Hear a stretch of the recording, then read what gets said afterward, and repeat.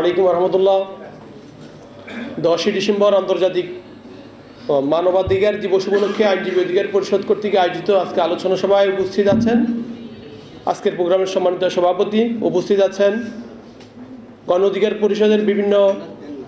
পরিষদের বিভিন্ন কেন্দ্রীয় নেতৃবৃন্দ এবং আমাদের বিভিন্ন অঙ্গ সংগঠনের নেতৃবৃন্দ এবং প্রিয় সাংবাদিক ভাইরা, সবাইকে গণ অধিকার পরিষদ কেন্দ্রীয় সংসদের পক্ষ থেকে সালাম এবং শুভেচ্ছা জানাচ্ছি। আজকের আন্তর্জাতিক মানবাধিকার দিবসের সর্বপ্রথম শুরুতেই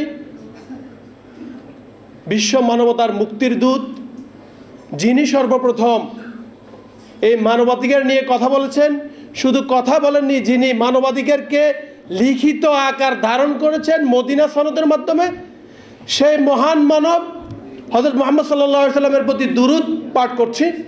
একই সাথে এই ২৪ আন্দোলনে মানবাধিকার প্রতিষ্ঠা করতে গিয়ে যে ভাইরা শহীদ হয়েছেন, যে ভাইদের অঙ্গহানি হয়েছে, তাদের স্মরণ করছি। প্রিয় ভাইরা, 1971 সালের পর থেকে এই বাংলাদেশে মানবাধিকার বলতে কিছুই ছিল না। সত্যিকার অর্থে মানবাধিকার নামক অনেক সংগঠন আছে। যে সরকারি ক্ষমতায় আসে, মানবাধিকার সংগঠনগুলো সরকারাধিকার সংগঠনে রূপান্তরিত হয়। ৭১-এর পর থেকে আজ অবধি এটা চলমান আছে। আমরা দেখেছি হাসিনার আমলে গত ১৬-১৭ বছর এটা শুধু সরকারাধিকার সংগঠনে পরিণত হয় নাই, এটা হাসিনা অধিকার সংগঠনে পরিণত হয়েছে। প্রিয় ভাইরা, আজকে আপনি যখন মানবাধিকার নিয়ে কথা বলছেন, তখন আপনি দেখছেন আপনার নিজের মৌলিক অধিকার হরণ হচ্ছে। একই সাথে আমার নিজের মৌলিক অধিকার ঠিকমতো আমি রক্ষা করতে পারছি না, রাষ্ট্র ব্যক্তির মৌলিক অধিকার রক্ষা করতে পারছে না। সে জায়গায় মানবাধিকার, এটা তো আরো বিশাল বড় বিষয়। এইটা নিয়ে আলোচনা করা মানে আমার কাছে একটা অদ্ভুত মনে হয়। আমি যখন এখানে দাঁড়িয়ে আছি, আমি 2013 সালে শাপলা চত্বরে এই যে আলেম ওলামাদের যে সমাবেশ হয়েছে, আমি তখন ইন্টারে পড়ি, শুধুমাত্র দেখতে গিয়েছি। সে জায়গায় বিজয়নগর পানির ট্যাঙ্কির পাশে পুলিশের ছররা বুলেটের আঘাতে আমার পুরা শরীর ক্ষতবিক্ষত হয়ে আছে। এখন অবধি আমার মুখে, কপালে এবং চোখের নিচে প্রায় 8টা ছররা বুলেট এখনও আছে, যেগুলো এক্সরে করলে স্পষ্ট দেখা যায়। আমি আমার উদাহরণ দিয়ে বলছি যে এই জায়গায় যে ছররা বুলেটের যে বিষয়, বাংলাদেশে এই হাসিনা আমলে বিভিন্ন আন্দোলন দমনের জন্য শেখ হাসিনার পুলিশ বাহিনী, র্যাব বাহিনী ব্যবহার করেছে। যদি এই বুলেট কি জন্য ব্যবহার করে, আপনি যদি গুগল সার্চ দিয়ে দেখবেন যে বিভিন্ন দেশে, বিশেষ করে রাশিয়ায়, বন্য হাতি থেকে মানুষজন যাতে বাঁচতে পারে, গ্রামের মানুষ যাতে বাঁচতে পারে, বন্য হাতিকে আক্রমণ করার জন্য ছররা বুলেট ব্যবহার করা হয়ে থাকে। আর সেই ছররা বুলেট শেখ হাসিনা এই দেশের জনগণের উপর ব্যবহার করেছে।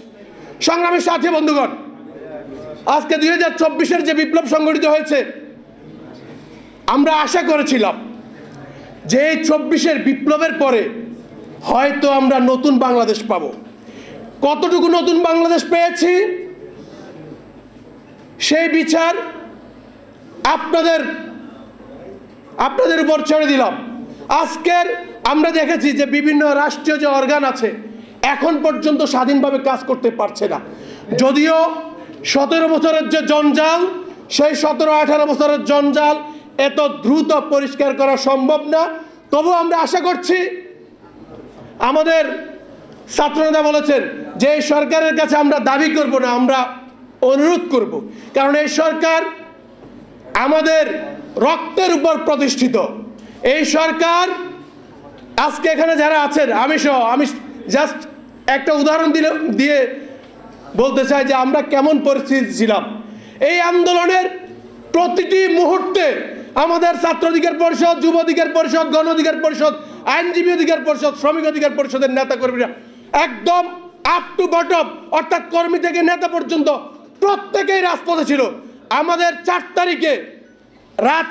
তারিখ রাতে আমি আমার সদ্যজাত সন্তানকে নিয়ে রাজপথে নেমেছিলাম। শুধু রাজপথে নেমে নেই, আমি ভিডিও বার্তা দিয়ে বলেছিলাম আমি আমার সন্তানকে নিয়ে যে আমি যদি আমার সন্তানকে নিয়ে রাজপথে নামতে পারি, আপনারাও আপনাদের সন্তানদেরকে নিয়ে রাজপথে নামেন, না হয় আগামীর যে স্বাধীন বাংলাদেশ আপনারা পাবেন না। 5 তারিখ সকালে আমি যখন বাসা থেকে বের হব, আমার ওয়াইফ আমার পা ধরে বসেছিল যে না, আমার একটা সন্তান আছে, আর বের হয়ে না, আজকে আর বের হওয়ার দরকার নাই।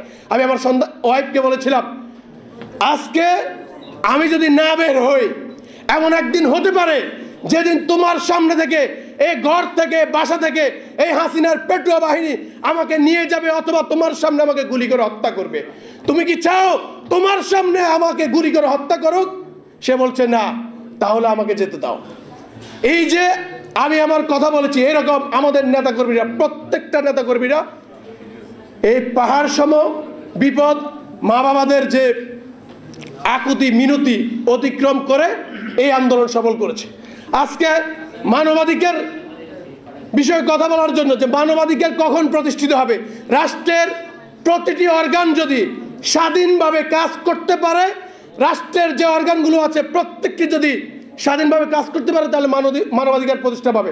কিন্তু আমরা দেখছি কি, আজকে বিভিন্ন জায়গায় এটা দেখি যে আমার নোয়াখালীতে, আমার পাশের গ্রামে গত 2 দিন আগে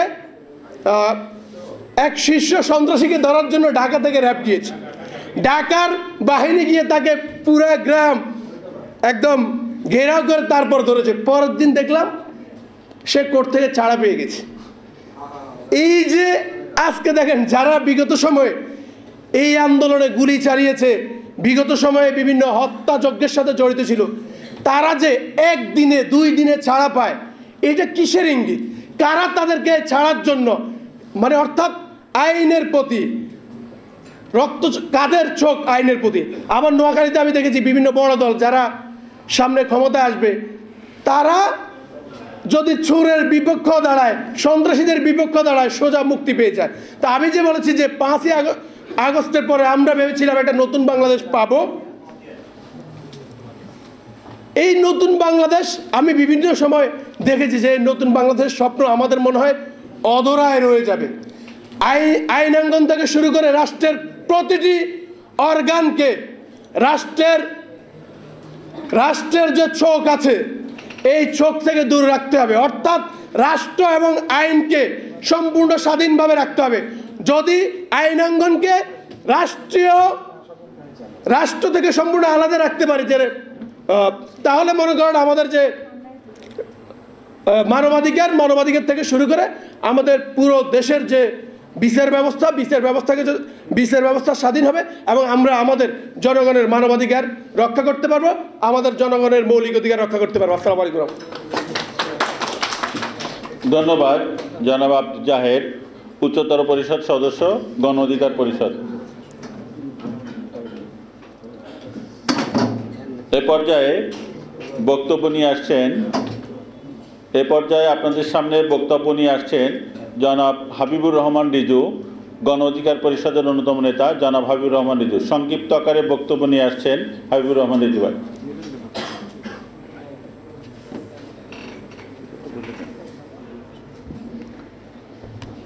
বিশ্ব মানবাধিকার দিবস উপলক্ষে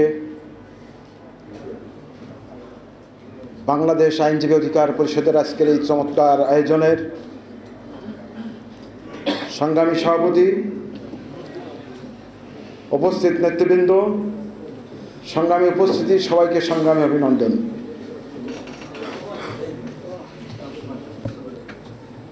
মানবাধিকার বিষয়টা গত শতাব্দী থেকে 2 শিবিরের দ্বন্দ্বের কারণে উৎপত্তি। একদিকে সমাজতান্ত্রিক বিশ্ব, আর একদিকে পুঁজিবাদী বিশ্ব। কিন্তু এই মানবাধিকার কিন্তু সবার কাছে একরকম না। রাশিয়ার বিমান যখন সিরিয়ায় 20 জন নাগরিক হত্যা করে, তখন আমেরিকা চিৎকার করে মানবাধিকার থাকলো না। কিন্তু গাজায় যদি 40,000 সাধারণ মানুষ মেরে ফেলে, সেক্ষেত্রে আমেরিকা বলে না যে মানবাধিকার লঙ্ঘিত হচ্ছে।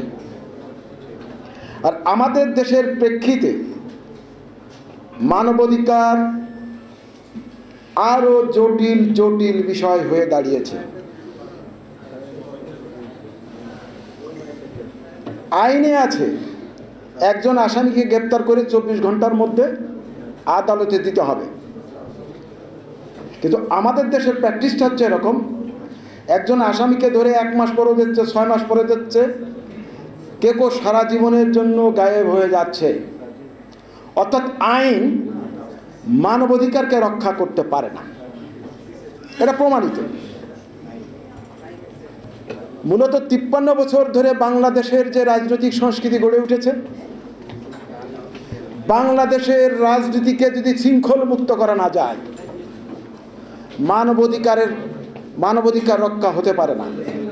মানবাধিকারের সাথে সুশাসন, সামাজিক ন্যায় বিচার সম্পর্কিত।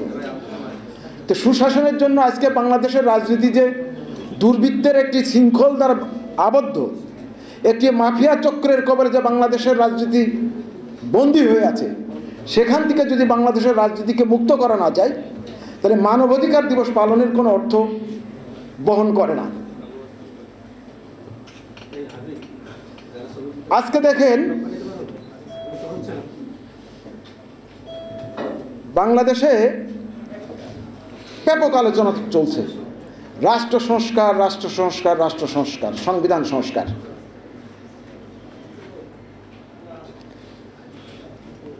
আমাদের 72 সালে যে সংবিধান, এই সংবিধান কিন্তু একবারে খারাপ সংবিধান না, পৃথিবীর অন্যতম প্রস্তাবনার দিক থেকে শ্রেষ্ঠ সংবিধান। কিন্তু এই সংবিধানকে আবার খুন করা হয়েছে তার নির্বাহী ক্ষমতার অধীনে, আবার দিয়েছে, আবার সবই কেড়ে নিয়েছে। সংবিধান সংশোধন অবশ্যই করা লাগবে, কিন্তু আপনি যখন বলেন এই জুলাই আগস্ট গণ অভ্যুত্থানের হত্যাকারীদের বিচার করতে হবে, আপনি যখন বলবেন দুর্বৃত্ত, লুটপাটকারীদের, টাকা পাচারকারীদের ধন সম্পদ বাজেয়াপ্ত করে দৃষ্টান্তমূলক শাস্তির ব্যবস্থা করতে হবে, দুটো বিষয় কিন্তু দুই রকম। আমাদের 53 বছরের অভিজ্ঞতা কি, 72 থেকে 75 সাল পর্যন্ত বিদেশি সাহায্য, রিলিফ, কম্বল, ক্ষুধারণ্য, আমরা জানি। অনেকেই শেখ মুজিবের শাসন আমল দেখেননি, শেখ মুজিবের শাসন আমলের কাছে শেখ হাসিনার অত্যাচার কিছুই না। এক মুঠো ছানা আটার জন্য 17 বছর তরুণী তার ইজ্জত দিতে হয়েছে। লাখ লাখ মানুষ না খেয়ে মৃত্যুবরণ করেছে, কোটি মানুষ ক্ষুধার যন্ত্রণা ভোগ করেছে। এই ক্ষুধারণ্য যারা ভারতে যে বিক্রি করে দিয়েছে, রাতারাতি যারা ধানমন্ডি, গুলশান, বনাইতে বাড়ি কিনেছে, শেখ মুজিব আর তাজউদ্দিন ছাড়া, আর কাজী জাফরের চাচা জহুর সাহেবের ছাড়া আওয়ামী লীগের কোনো নেতা ঢাকা শহরে বাড়ি ছিল না। 72 থেকে 75 সালে দুর্নীতি করে আওয়ামী লীগ ধানমন্ডি, গুলশান, বনানীতে বাড়ি করেছে। ও সরি, বুঝতে পারি, আমি সঙ্গ করতে দিচ্ছি। 75-এর পর পরিবর্তন হয়েছে, দুর্নীতিবাজদের কোনো বিচার করা হয়নি। অর্থাৎ সমাজে যদি আপনি দুর্বৃত্ত পুষে রাখেন, রাজনীতিতে যদি দুর্বৃত্তায়ন থাকে, তাহলে আপনি সংবিধান সংস্কার করে, আইন সংস্কার করে আপনি সমাজ থেকে দুর্বৃত্তায়ন উৎখাত করতে পারবেন না। এর জন্য দৃষ্টান্তমূলক আজকে ব্যবস্থা নিতে হবে। আমরা দেখছি অনেক বড় বড় রাজনৈতিক দলও এই গণহত্যার বিচারের দাবিতে সোচ্চার না। অনেক বড় বড় দল লুটপাটকারী, দুর্বৃত্তদের, ডাকাতদের, এই মাফিয়াদের বিচারের দাবিতে সোচ্চার না। একমাত্র গণ অধিকার পরিষদ 53 বছরের ইতিহাসে তরুণদের মধ্য থেকে প্রথম উঠে আসা একটি সংগঠন। আগামী বাংলাদেশকে যদি নতুন করে নির্মাণ করতে হয়, নতুনদের হাত ধরে নির্মাণ করতে হবে, এবং তার উদাহরণ সৃষ্টি করেছেন নুরুল হক নূর। সেই তরুণদের ক্ষমতায়ন করা ছাড়া ডাইপার পরা কয়েকজন উপদেষ্টা দিয়ে আসলে সমাজ সংস্কার, রাজনীতির সংস্কার হবে না। সেই কারণেই আজকে তরুণদের জাগরণের যুগ, তরুণদের হাতে ক্ষমতা দিতে হবে। আপনি 71 সালে দেশ স্বাধীন করেছেন, যুদ্ধ করেছেন, স্যালুট করি। 10 বার মন্ত্রী হয়েছেন, 10 বার এমপি হয়েছেন, 7 বার মন্ত্রী হয়েছেন। আপনি এখনো ডাইপার পরে হাঁটেন, এখনো আপনি ক্ষমতা ছাড়তে চান না। আজকে ট্রান্সফরমেশন দরকার। প্রথম বাংলাদেশের নেতৃত্ব দ্বন্দ্বের হাতে যাওয়া দরকার। আর এর জন্য বাংলাদেশের মানুষের সামনে নুরুল হক নূরের নেতৃত্বে যে গণ অধিকার, এই গণ অধিকারের বিকল্প আর কিছু নেই। সবাইকে সংগ্রামী অভিনন্দন জানিয়ে আমি আমার কথা শেষ করছি। ধন্যবাদ জনাব রিজু ভাইকে। এ পর্যায়ে